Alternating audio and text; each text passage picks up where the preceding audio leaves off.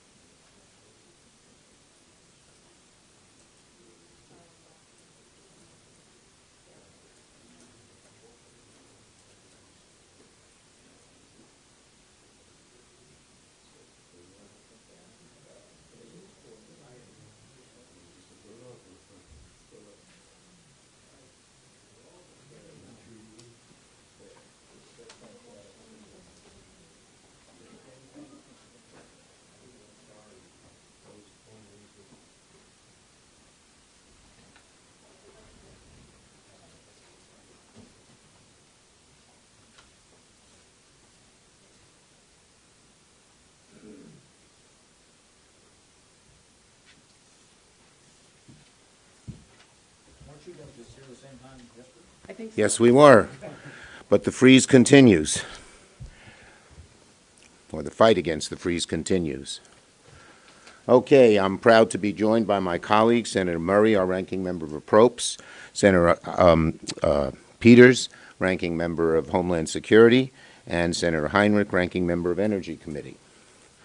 So, in one instant, in the blink of an eye, in the dark of night, Donald Trump committed one of the cruelest actions that I have seen the federal government do in a very long time.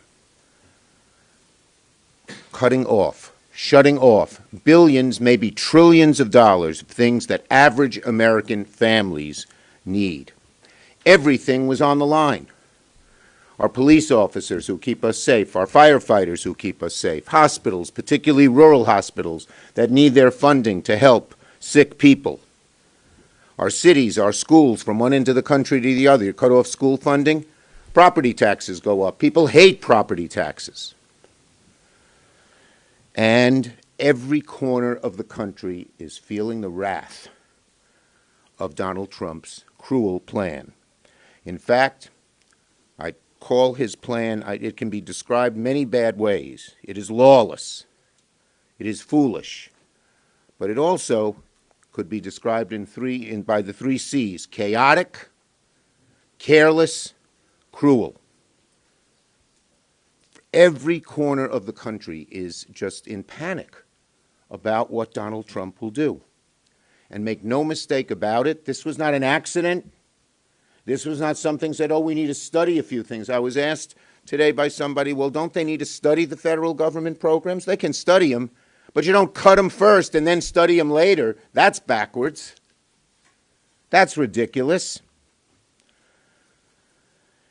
And Donald Trump's plan, make no mistake about it, it's Project 2025 by another name, going to be led by Project 2025's originator and leading opponent, Russell Vought, who's going to be at the head of OMB, which has the power to do all of these cruel things.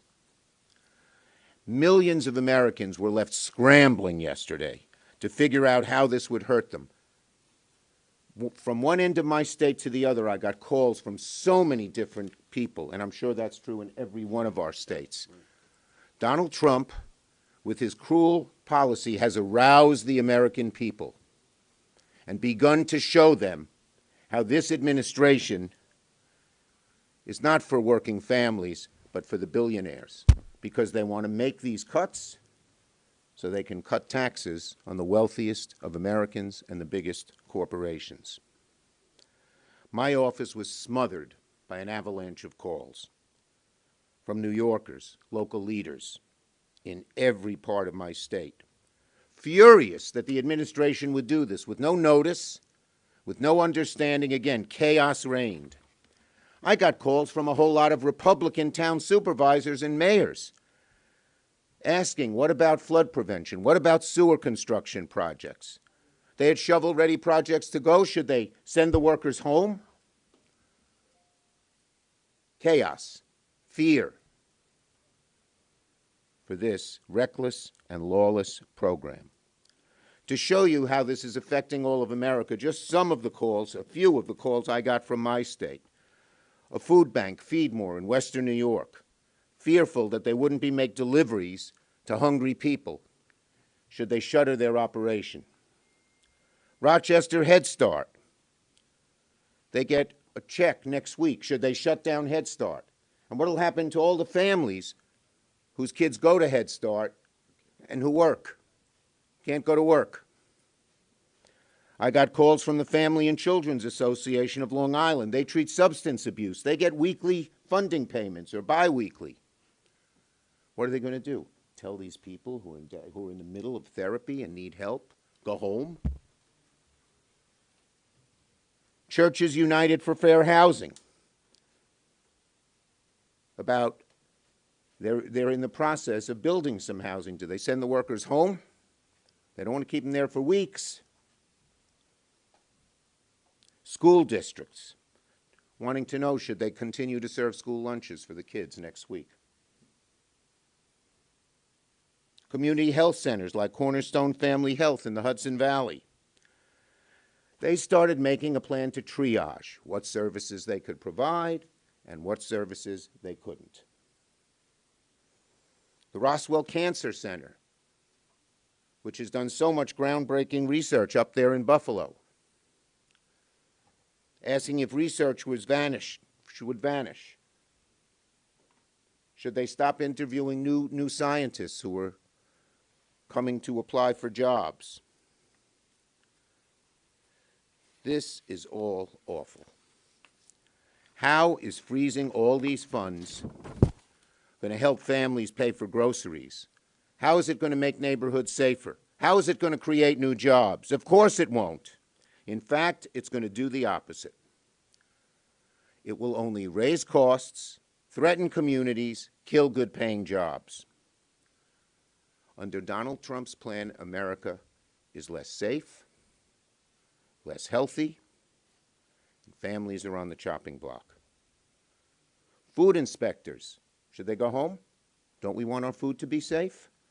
And even small things. I was in Buffalo and Rochester Monday before, talking about the $300 million we all put in the budget to fight avian flu in November. Is that going to be cut?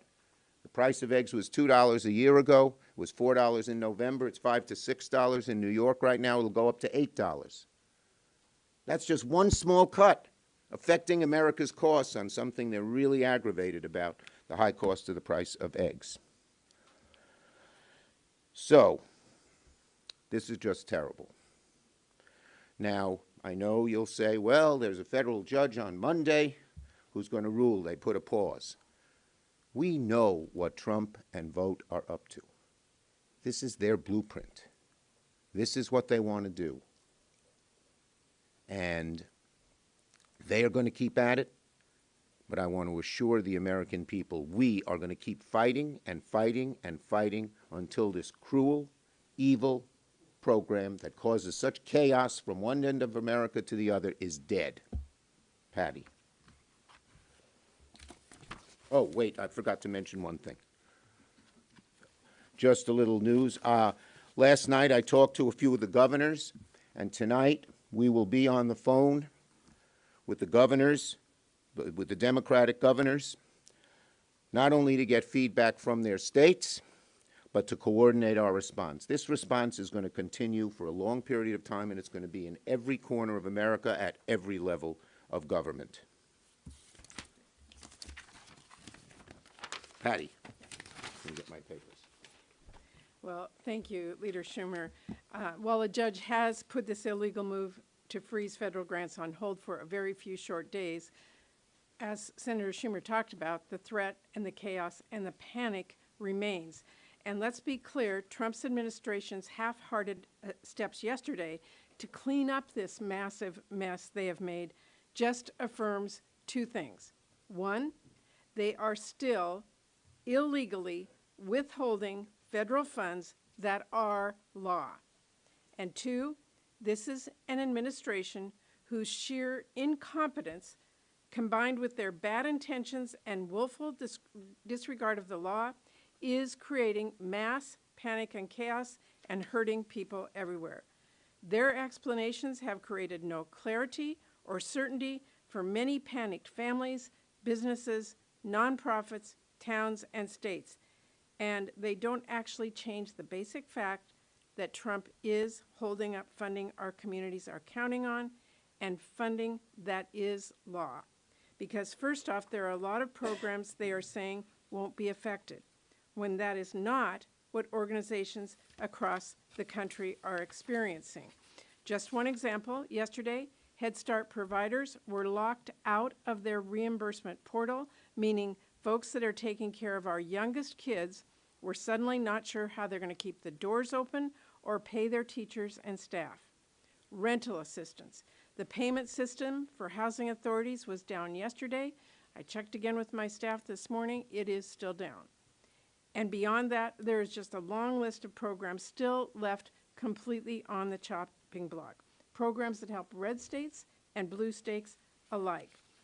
Meanwhile, a tribe back in my home state of Washington told me just a little bit ago that they are having to determine if they need to lay off 400 people. Community health centers have been having difficulty drawing down their federal funds. Sometimes they are the only providers, especially in our rural or remote communities.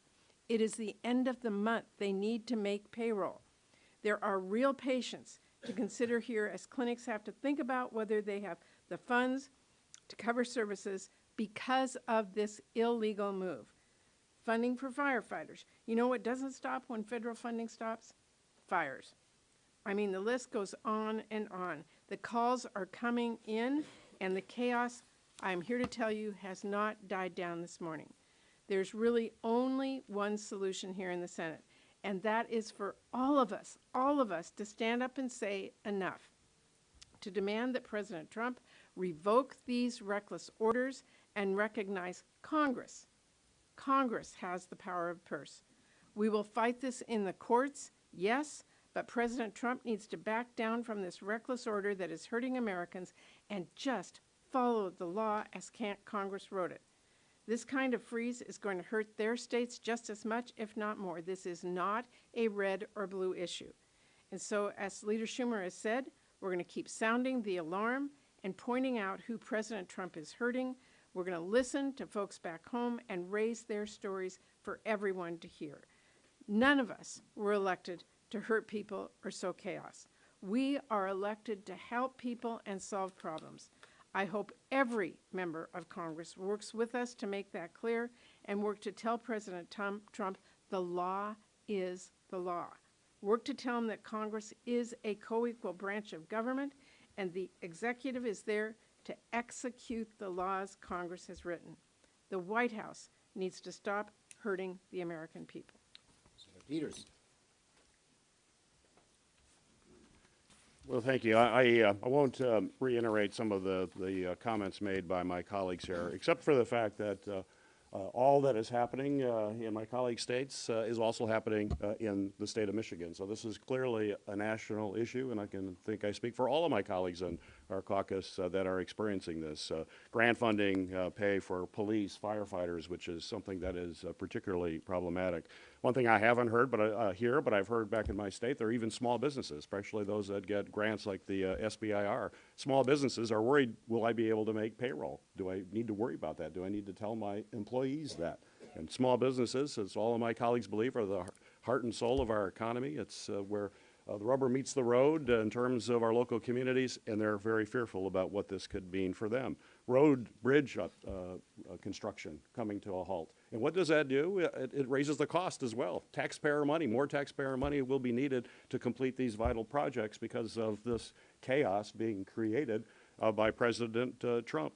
Heating assistance. I'm a cold state in Michigan. Heating assistance is also one that people worry a great deal about. And I know there's a court case that has just come through, but I think it's important to understand that courts have already ruled on this. We know that this is not constitutional, what he's doing. The president cannot hold funding back that Congress has appropriated. We saw this same battle play out when Richard Nixon was the president. Richard Nixon held back funding for key programs. It went to court. There was a Supreme Court decision that rejected that, Train versus City of New York. It said the president cannot withhold, in that case, withhold water protection funding. There are other cases, more recently in 1998, Clinton versus New York, where the Supreme Court determined that the president cannot unilaterally cancel appropriations that were made by Congress. But this administration doesn't believe that. They believe that they can determine what's constitutional, not the Supreme Court. In fact, we had Mr. Vogt before my committee. We have joint jurisdiction with budget over OMB, particularly for personnel matters. And I was stunned, actually stunned by Mr. Vogt's comments when I asked him how that where he, in his past tenure, when he worked in the first administration, withheld funding that also hurt people. We've seen this play out before. If you recall the hurricane in Puerto Rico, it was Mr. Vogt, Mr. Trump, that would not send money to victims of a massive hurricane in Puerto Rico, families who were hurting, families who didn't know where their next meal would come from, didn't have a roof over their head, and they withheld funding. It's mean, it's cruel, it's unconstitutional. And when I pressed Mr. Vogt, he said, well, the Empowerment Act is unconstitutional. I don't know anywhere where an OMB director has the power to actually determine what's constitutional and unconstitutional. And when I pressed him on that, he said, well, the president does. And I go, why does the president have that power? He said, because he won an election. Because he won an election, he has the ability to go in there and just say, this is unconstitutional, I'm going to do what I want. Mr. Trump or President Trump believes that he can say, we're going to fully fund this program and this program, and I don't care what Congress has said. We know the legal authority is very clear. It's a very concerning development. We know court cases can take time, and people who depend on this money do not have time. Firefighters do not have time. As Senator Murray mentioned, fires still occur. People in small businesses, they got to make a payroll. Many people who work in those businesses literally live paycheck to paycheck, and you're putting them in an unconscionable position. And I fear that what we're going to see out of OMB is can make this problem even worse. As we're looking at personnel issues, which are before my committee and the government services aspect of HISGAC, where there's now so-called buyout program to take away or to minimize civil servants, professional civil servants in agencies across the government. And their plan under Schedule F is to replace them with political cronies that will only do the bidding of President Trump and Mr. Vote. We've also played that before. If you remember, we have a civil service system because in the 1800s, we had basically a patronage system in our government where we had unqualified people who were inept, they were corrupt, and now President Trump wants to bring that back. He wants inept, corrupt people that are just 100% loyal to him. And the end result is that everyday people are going to be hurt, which is why we have to fight it. Heinrich. Gary mentioned what Russell Vogt said about the president having just won an election. I just won an election by double digits, and what I can tell you is that most people voted for cheaper eggs. They did not vote for this chaos. And people are absolutely beside themselves with what's going on out there. And yesterday, despite what the White House has said, enormous numbers of people in red and blue states were impacted by this. And I think it's probably smart to start with Medicaid because it has such an enormous impact, especially on rural states. Medicaid obviously impacts poor kids and is how they oftentimes access health care. It's also how we finance much of the nursing home system and the long-term care system. All of that was thrown up in the air yesterday as our portals were locked down and reimbursement stopped. Now, by the end of the day, they said, oh, no, Medicaid, we didn't mean that.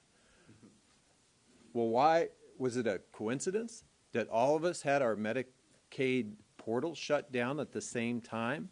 And this is true of, despite what I've seen the White House say on cable news this morning, Head Start and nonprofits who serve veterans, who serve sexual assault services, who do housing in our communities. If you just look at New Mexico alone, let me walk you through some of the programs that were impacted yesterday. The New Mexico High Intensity Drug Trafficking Area Program. This is the law enforcement coordination program that we use to go after cartels and fentanyl trafficking. They could not access their funds yesterday. Is that what we want? We want our law enforcement cut off from the funds that allow us to attack the fentanyl problem and go after the cartels who are profiting off that. Schools were thrown up in the air as would they be able to pull down their grant money, and do they need to start making decisions immediately about other services because they won't have those grant fundings. Here's one that really pisses me off. Sexual assault services in Northwest New Mexico. I heard from the primary nonprofit that provides sexual assault services in the northwestern part of my state. They told me yesterday, quote, as a victims service provider, this memo directly threatens our ability to serve survivors of sexual assault. These survivors cannot wait for a pause while a federal agency analyzes the funding that enables us to provide them with life-saving services. They need our help now in the immediate wake of the most traumatic and difficult moments of their lives. That kind of sums up just how ridiculous this order was and how it threw the most basic services into question yesterday. I talked to a tribe as well. I talked to a number of tribes. We heard from all corners of Indian country in our state yesterday. One of the Pueblos told me they are still locked out of their housing funding even after the judge's order took effect. So they are still locked out, and people who have given up their previous housing, given up rental agreements, were getting ready to move into houses, can't do that right now because all of their funding has been frozen. Disaster assistance. This one has got to have everybody scratching their heads. We have had unprecedented disasters recently in New Mexico. We had huge fires in both the northern and southern parts of our states and the floods that come after those fires. Right now, as of this morning, we were asking FEMA if these funds are still paused or not, and their answer to us was, we don't know. So you're going to tell people who are the victim of these fires, one of which was actually the result of actions of the federal government that impacted these communities, that that we're going to hold up your disaster assistance funding until we figure out whether giving you that funding is somehow woke? I mean, this is just ridiculous, folks. So my message to all of you and to the administration is simple. Let's follow the law. Let's get back to democracy, and let's get back to work for the American people who just want to be able to go about their lives without this chaos. Thank you, my colleagues. First, I wanted to make two more points. So you've heard we're hearing from people from every corner of our states. But we are also, I was today on a Zoom with about 50 TV stations in New York. We are urging, I did, and we are all urging our groups to contact particularly their Republican senators and their Republican congressmen and tell them to tell Trump to cut this out. It's causing too much chaos. That's number one. Number two, so Carson has this plan, flood the zone, throw so much junk against the wall that no one will notice. Well, they sure screwed up with this one because everyone's noticing. And what are they noticing? They're noticing health care and housing for seniors and veterans being cut, funding for hospitals and community health centers being cut, Meals on Wheels and food pantry being cut, school meal programs being cut, tax relief for families, veterans in retirement being cut, police and firefighting funding being cut, funding for the HIDA program, which Martin mentioned, and we have the same problem in New York State. Some of our HIDA people are complaining, being cut, disaster relief being cut, small business being cut. This has woken up the American people about what this administration is up to. They tried to flood the zone. This broke right through. Questions on this subject? This subject. Yeah. So yesterday there were a number of Democrats who, in protest because of this, switched their vote from the cloture vote to oppose Sean Duffy on the floor. Should we continue to see that on other votes for nominees who might be bipartisan in protest of this? Well, there is. And how that will play out on these nominees? Yeah, there are certain nominees that we're particularly focusing on. Kennedy today, I guess he's having his hearing as we speak now. The guy from the FBI, Kash Patel, Tulsi Gabbard of DNI. We're focused on some particular people who we think we might get some Republican support on. Yes? Obviously, there's a government funding deadline in the middle of March. How is this affecting those negotiations or lack of negotiations? I'll call on happy to Patty as respond our to that. appropriator. You're absolutely correct. There's a funding deadline March 14th. We need to have a top line. We need to get our committees working to reach an agreement that has enough votes in the House and the Senate to pass. It is extremely difficult to agree to a compromise on anything if the White House is going to assert that they control the funds, we don't. So this is really putting that in jeopardy. Yes. Yes, sir. You talked about these different organizations and people in New York reaching out to you. You've encouraged them to obviously keep up this effort and to possibly contact the president in any way, shape, or form. But do you realistically think that the president is going to listen to many of these people in upstate New York who are struggling? The roots of democracy are deep. And what we're saying is go to your local official, your local congressman, or your local senator, and have them get to the president. But the roots of democracy are deep. People are aroused. I haven't seen people so aroused in a very, very long time in terms of trying to get this done. So yes, I think democracy will have an effect, and we are going to keep at it. We're going to keep at it legally. We're going to keep at it legislatively, but we're also going to keep at it in terms of the grassroots. Thank you, everybody. Thank you.